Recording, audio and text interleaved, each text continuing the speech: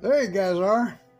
Now my wife's got me making some Snickerdoodle neighborhood watch meeting tonight. The recipe says cook it at 350 degrees. Here it goes. No, I don't want to go up. I just want to get started, I guess. There it is.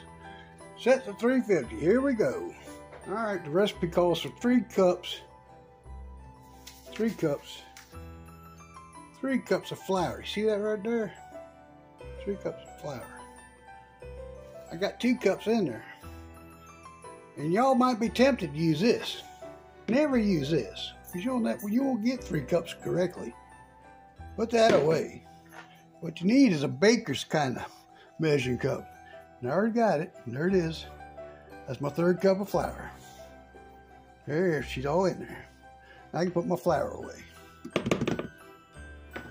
All right, the next ingredient is this here cream of tartar. And as you do on TV and in the video, there's my second one. Our first one's already in there. Okay, next on the ingredient list here, right here, is a teaspoon of salt. Got it all ready. There it is. In she goes. Then we're going to get 3/4 of a teaspoon. Do I have the wrong one in? I don't even know. Got 1/4 and a half. I'm gonna do it for the sake of video, and I probably wouldn't have done it this way. There's 1/4, and there's 1/2 of the baking soda. All right. Now what do we got to do? So in the bowl, you want to whisk the flour, cream of tartar, salt, and baking soda until combined in a large bowl. This is a pretty large bowl. In this bowl, after we put all that stuff in there, so you can see the flour and the other ingredients are right there on top. Now you got to get them all mixed in with this flour. You don't want it sitting in one spot. So you spend a few minutes doing this. Just whisk it back and forth, and then we gotta start doing the wet stuff here in a second in another bowl. So you want to whisk this all up. Make sure all the salt, the cream of tartar, and the baking soda are all mixed together. Oh, the oven's ready, 350. I thought I heard a beep. I was wondering what that was. But anyway, you want to get this all whisked together really good. Doesn't seem like you're doing nothing because it's all white, right? But you're combining it. All right, so you keep doing that right. It is 1 cup. 2 sticks is 1 cup at room temperature. There they are. All right. Then if you follow the ingredients, it says 1/2 cups of sugar. But be careful. What it's saying there is that's what you need for the ingredients. Down here it tells you get a 1 1/4 cups to put in here. The reason is because you can use that other 1/4 cup to mix with your cinnamon. So you gotta make sure you're following them directions right. And then if you go to Publix or a fancy store, they'll sell you the sugar just like this. No, I'm just kidding. Anyway, you want to add 1 1/4 cups of sugar now.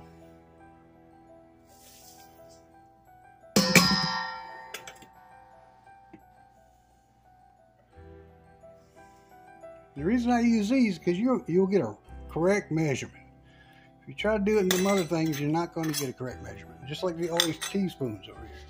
Those are all, you can get them on Amazon, or probably at Walmart or your local store. But that's what you got to do. You're going to blend this together first. Then you're going to add an egg, 1 egg at a time. Blending after each one, right? You got it? So we're gonna blend this up, then we're gonna add an egg, we're gonna blend it, then we're gonna add another egg. That's why I got my egg sitting right here. There's 1 egg. Oh, and there's the other egg. They're ready to go. Okay? You're gonna blend these two together, this together like this.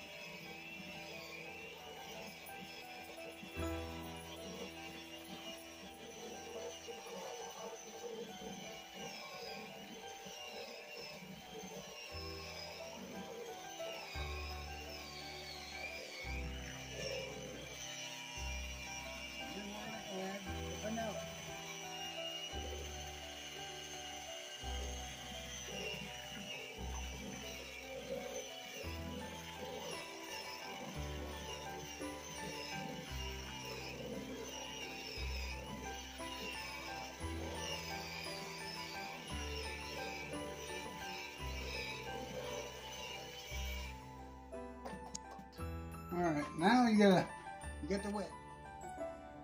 There's the wet stuff all mixed up. Now it says to take your dry mix and we're going to blend that in.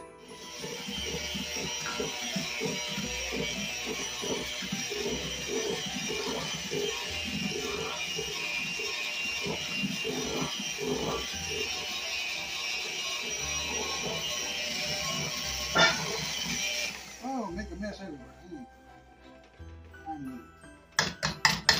I know what they said. Use beaters. Well, I ain't gonna use beaters. I'm making a mess of my ass. I am upset. We use this. And through the art of magic, it's all combined. It doesn't look right, but I'm pretty sure that's right. That's what it's supposed to look like right there. It's all combined. And now we're gonna roll it in a ball. Put all that in one big ball. And then you want it to cool down. Then you're gonna be pinching off little balls. And we're gonna be putting them in a pan.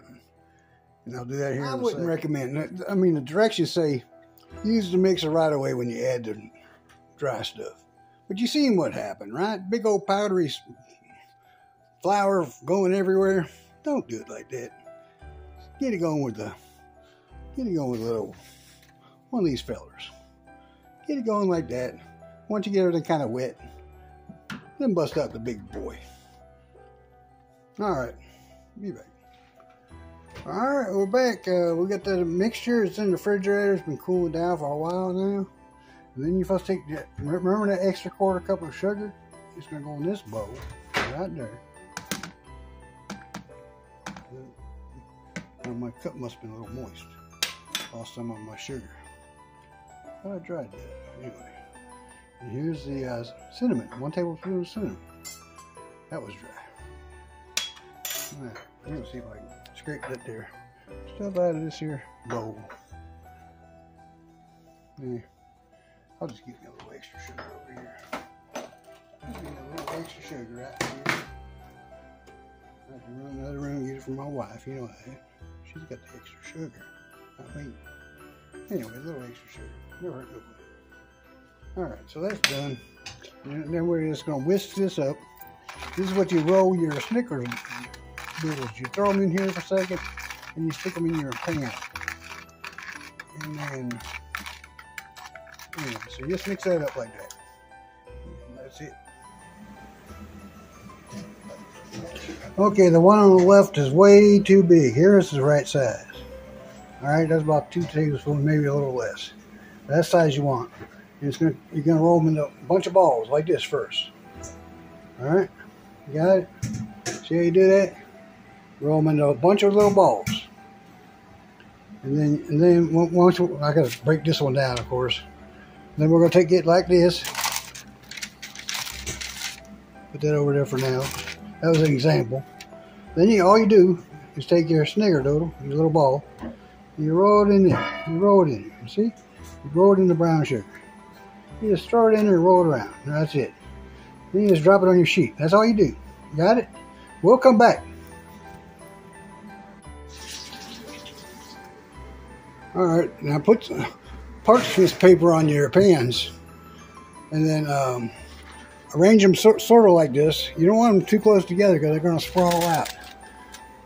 My wife got on me and said, "Oh, you're getting them too close together." So I know she's right. So anyway, parchment paper on your pan, and that way your pan will be nice and clean when you get done doing the oven. We're going to do this. I got some in the bowl in the refrigerator. Okay, so it's 350, 10 to 12 minutes. Halfway through, you're supposed to take the ones off the lower rack, put them on the top, and the ones on the top rack, put them on the bottom. And then at the 10 to 12 minute range, you should start noticing that your cookies turn brown on the edge, and you want to pull them out then. Then you're going to let them cool down for 5 minutes, and then set them on a wire rack. All right, be back. Okay, just pull them out. After 12 minutes, that's what they look like. And you don't want them burn on the bottom, so they should be a little brown. See how they're brown on the bottom? That's perfect. All right, then you're supposed to let them sit like this for 5 minutes. You got the timer rolling. The timer is rolling, and still got the oven going because I got more to make. Alright, we got the second batch ready to go in the oven. Throw these in the top.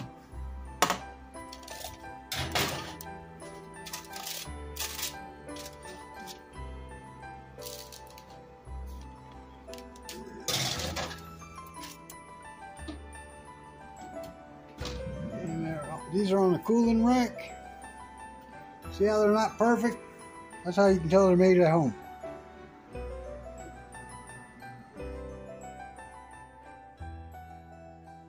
All done. There's all my snickerdoodles, what's left of them. Me and Kimberly got into a couple of them.